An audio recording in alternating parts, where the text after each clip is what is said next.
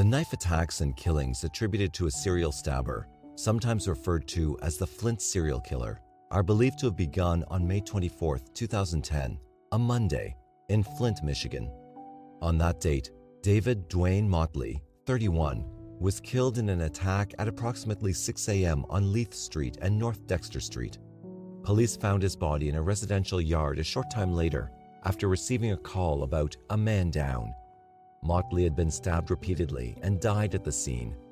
All of the violent attacks appeared to have been committed on unsuspecting victims, and all of the victims seemed to have been strangers to the perpetrator.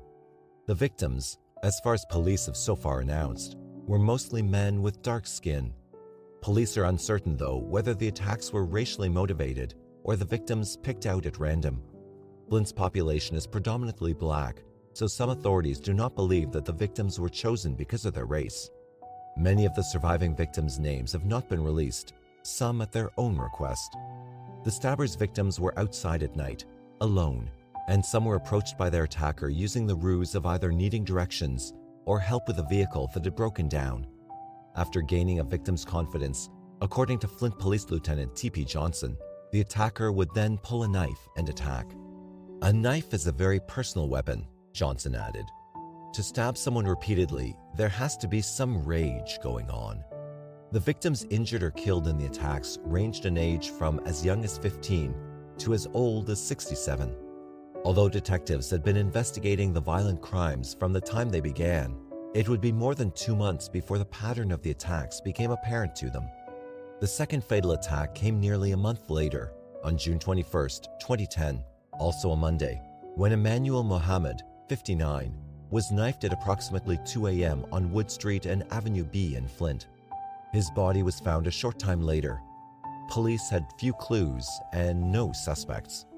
At first, there was little to suggest that Motley's and Mohammed's deaths were linked, and at that time, there was no evidence that a serial killer was at work. The next stabbing occurred barely 5 days later, on Saturday, June 26, 2010, at 5:50 a.m. on the 1900 block of West Pearson Road in Flint. The life-threatening knifings now occurred in more rapid succession. Between June 26th and July 19th, assaults occurred roughly a week apart, sometimes less, and it began to appear that the mysterious, knife-wielding assailant could no longer control violent urges. Whatever was driving the attacks seemed to be growing stronger. On Sunday, July 4th, 2010, a white male, 20, was attacked by an unknown assailant on the 900 block of Vermilion Avenue in Flint. The only major difference in the attack was the victim's race. The next attack occurred in Burton, Michigan, a few miles east of Flint, on July 12, 2010, another Monday, in which a 29-year-old black man was attacked at 1:30 a.m. on Saginaw Road near Maple Avenue. A week later, on July 19, 2010, yet another Monday, the attacker took his violence a few miles northeast of Flint to Genesee Township. This time, Richard Booker, 49, a white male, was attacked at 1:30 a.m. on North Saginaw Road and Julia Avenue while on his way to a nearby store. Booker later told police, according to WILX 10 News, that a man standing next to a green Chevy Blazer asked him for help opening the vehicle's hood. "I'm beating on his hood, trying to get it open," Booker said. "He takes a Bowie knife and sticks it right into my kidney and liver. Then he grabbed me around my neck." Booker showed reporters an 18-inch scar that extended from his chest to his pelvic area, and a smaller scar on his right side. He said that he lost 8 pints of blood. "He's a stone-cold killer," he said. "He knows what he's doing. He's trained in it. He knows where to stick you to kill you." Booker later told ABC News that it took 68 staples to his back and stomach to close the wounds, and that he had slash wounds to his arms because he tried to prevent his assailant from cutting off his face. "I've never hurt so much in my life, never came so close to death," Booker said. "I was about dead." Because he's white, Booker dismissed the idea that the stabbings were racially motivated. "I'm obviously not black," he said. "This guy's just a stone-cold killer." Seemingly compelled to attack increasingly frequently, the serial stabber apparently attacked another victim on Friday, July 23, 2010, a mere 4 days after the previous stabbing. This time the victim was a 21-year-old black man attacked at 5:45 a.m. on the 100 block of University Avenue in Flint. 3 days later, on Monday, July 26, 2010, Darwin Marshall, 43, was stabbed at 1:25 a.m. on the 800 block of Garland Street near West 5th Avenue in Flint. He died a short time after being found. He lived in a North Side apartment with his mother and another relative and liked to sing in the congregation of the Ruth Street Church of God, founded by his grandfather. "It's a melody," his mother, Velma Marshall, said. "If he sang something for you, he would get your attention. He had a nice angel voice. He was wonderful. I don't say that just because I was his mother. He was a wonderful person. A lot of people loved him." He was an Army veteran and the father of 2 adult daughters. Following the July 26th attack, the serial stabber apparently began a streak of daily attacks. The next day, July 27th, Antoine Marshall, 26, was stabbed at 3 a.m. on Pearson Street near Fleming Road in Flint.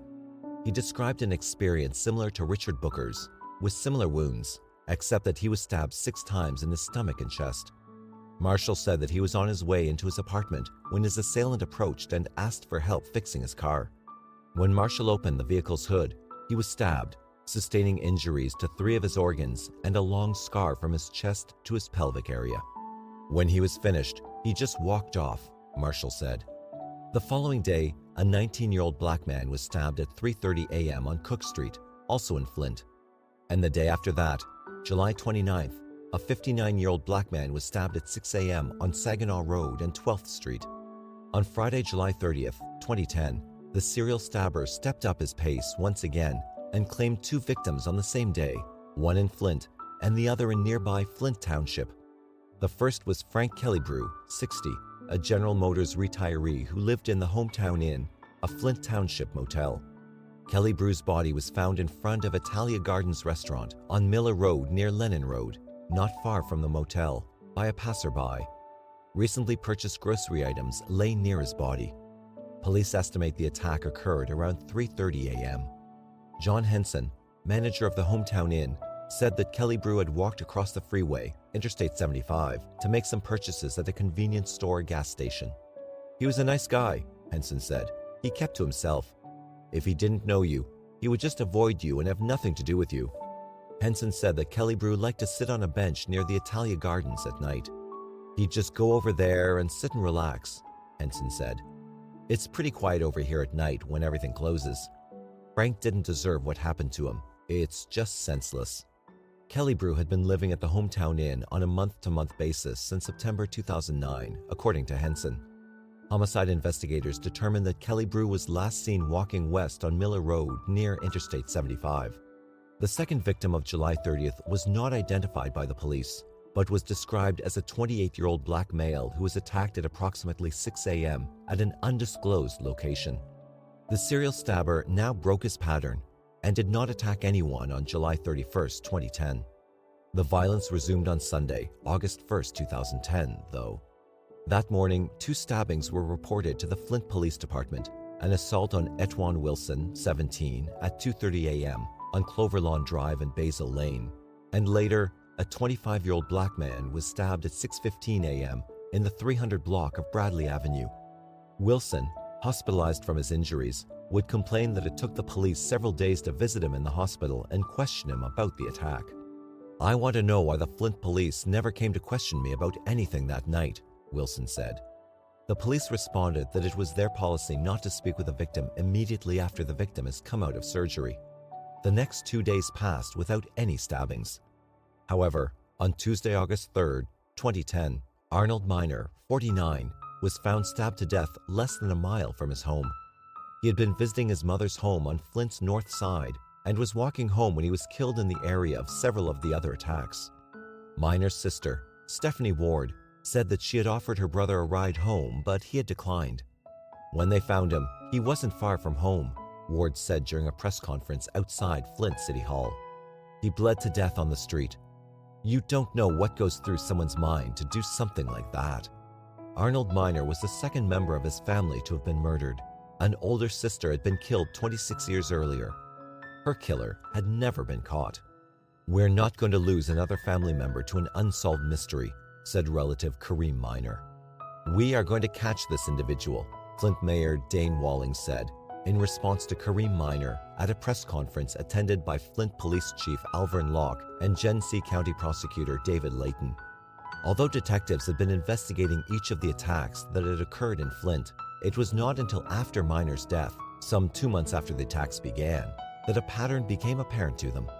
In concluding that the violent attacks that had occurred throughout the summer were not mere coincidence, police officials nonetheless declined to identify all the victims they linked to the attacker and would at that time only say that the attacks dated back to May 24th. Citizens of this community have been victims of a series of unprovoked attacks, Layton said. These assaults may be related. These stabbings have been taking place during the early morning hours. The victims have been on foot and approached by the suspect in his vehicle. Oftentimes, the suspect is asking for directions or assistance. Mayor Walling urged city residents to remain vigilant and to look out for each other. If you have someone in your life who's vulnerable, look out for them, Walling said. Out of 16 attacks believed carried out by the killer in Flint, only 2 of the victims were described as white.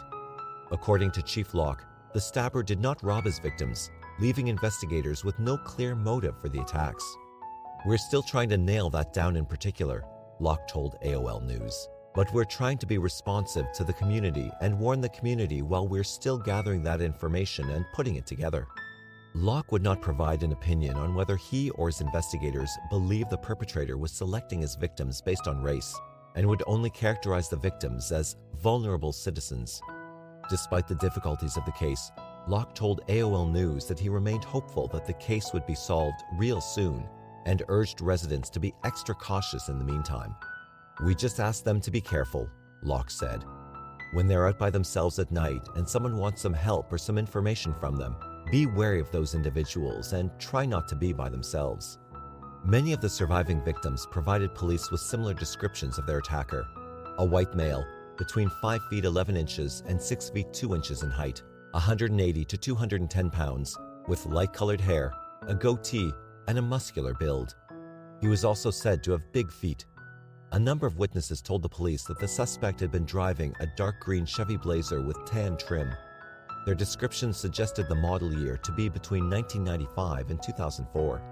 2 of the surviving victims helped Michigan State Police create a sketch of the suspect in which he was depicted as wearing a baseball cap.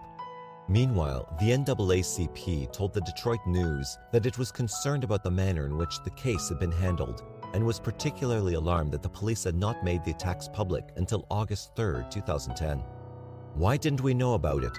Francis Gilchrist, president of the Flint branch of the NAACP, asked a reporter. We didn't know if there's anybody out there stabbing black folk. If it had been in another community, if it had been vice versa, they would have alerted them.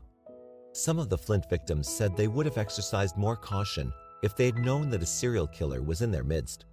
Police responded that there was little early in the attacks to suggest anything other than the unconnected occurrence of street violence in Flint, a city plagued by unemployment and hard economic times. Profiler Robert Keppel, a retired Washington State homicide detective involved in tracking the Green River Killer and serial killer Ted Bundy, said that he believes the serial stabber stalked and attacked his victims simply for the thrill of it, and that other attacks likely had been committed by the perpetrator prior to the Flint stabbings. He's got a bunch of them, Keppel said. You're going to be trying to track him down in his travels, and probably every place he's been, he's attacked someone. Although the cops and citizens of Flint remained on alert, the stabbings there ceased after the death of Arnold Minor. A day later, however, similar attacks began in Leesburg, Virginia, a small town near Washington, D.C., approximately 600 miles southeast of Flint. 3 stabbing attacks in Leesburg occurred in quick succession, according to America's Most Wanted, which featured the violent assaults and a profile of the suspect on its program a short time later, in the hope that it would help identify and apprehend the perpetrator.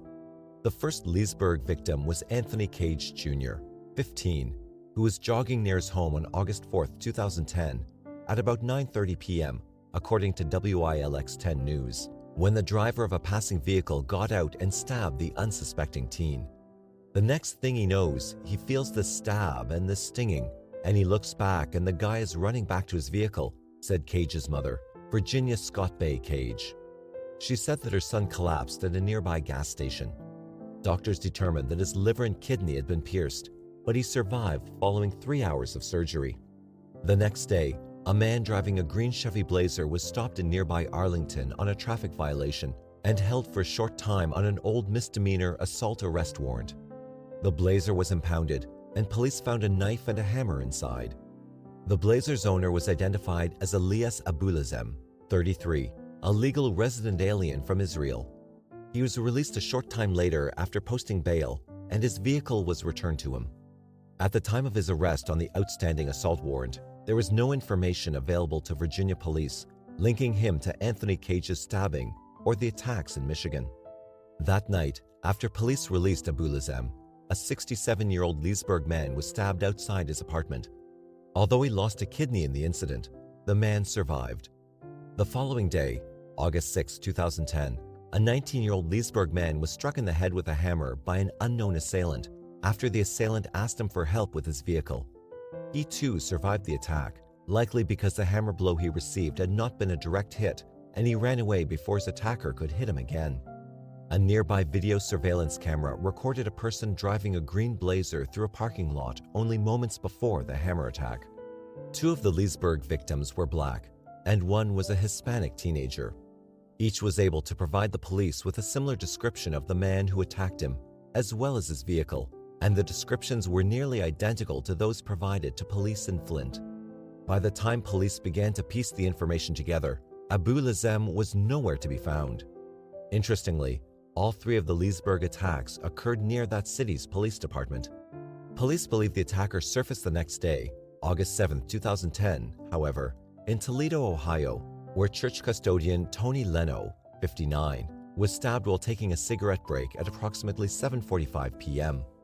Leno told police later that a tall, muscular white man had stopped near him in a Chevy Blazer, gotten out, asked him for directions, and then attacked him when he turned to point the direction for the man.